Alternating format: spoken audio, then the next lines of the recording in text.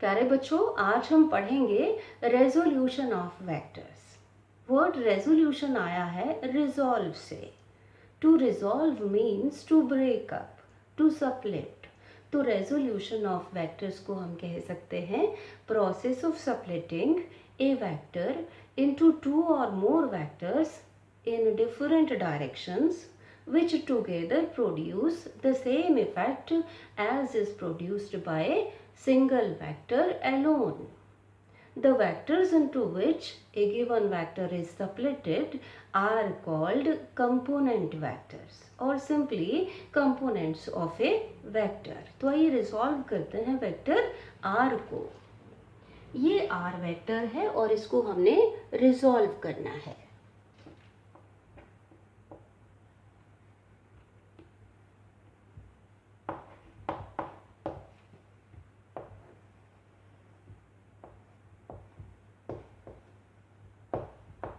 Vector r is to be resolved along a vector and a b vector. First step is कि r vector को draw कर लें।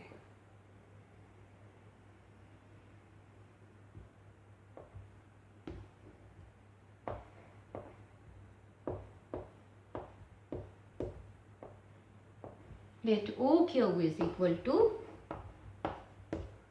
r vector. Draw कैसे करें? By moving it parallel to itself. Second step में point O से हम एक लाइन ड्रॉ करते हैं पैरेलल टू ए वेक्टर।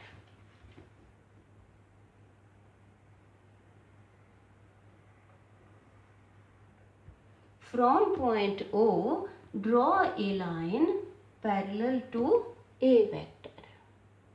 अब from point Q draw a line parallel to B vector.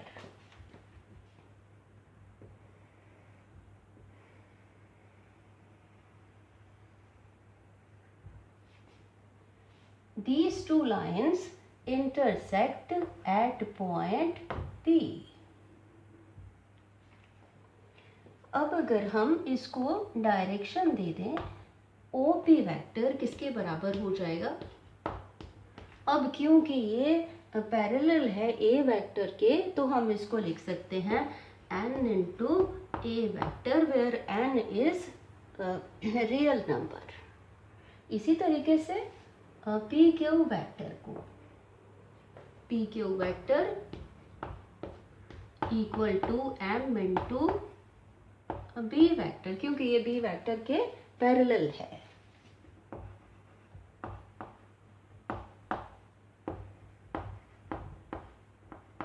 अब रिकॉल करिए ट्राइंगल लॉ ऑफ वेक्टर्स को। If two vectors OP vector and PQ vector are represented both in magnitude and direction by the two sides of the triangle taken in same order, then the third side of the triangle taken in opposite order represents the resultant r vector, resultant of these two both in magnitude and direction. तो हम लिख सकते हैं r vector is equal to n a vector plus m b vector. तो हमने r vector को resolve कर दिया n a वेक्टर में और m b वेक्टर में। These are called components of r vector. चलिए अब बढ़ते हैं यूनिकनेस ऑफ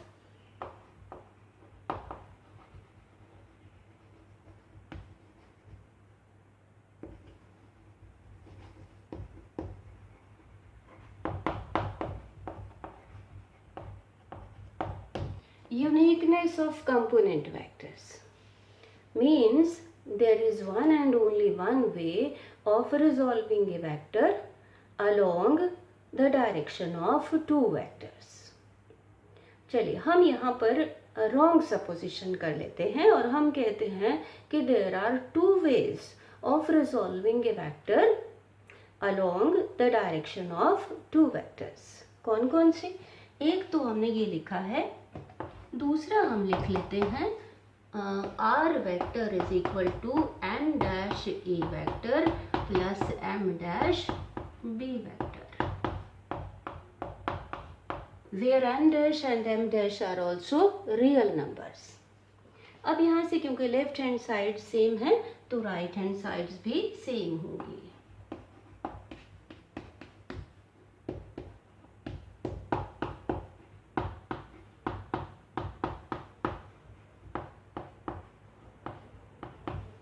ऐसे लिख लिया. इसको इधर ले आए, इस तरफ आकर के ये नेगेटिव हो जाएगा, इक्वल टू ये इधर जाकर के नेगेटिव हो जाएगा. तो ये इक्वेशन हमारे पास आ जाती है. अब क्या है कि ए डैश, ए वेक्टर और बी वेक्टर जो है वो नॉन जीरो वेक्टर्स हैं, because A vector and B vector are non-zero vectors. इस इक्वेशन को हम कह देते हैं equation 3. Equation 3, therefore equation 3 will hold only when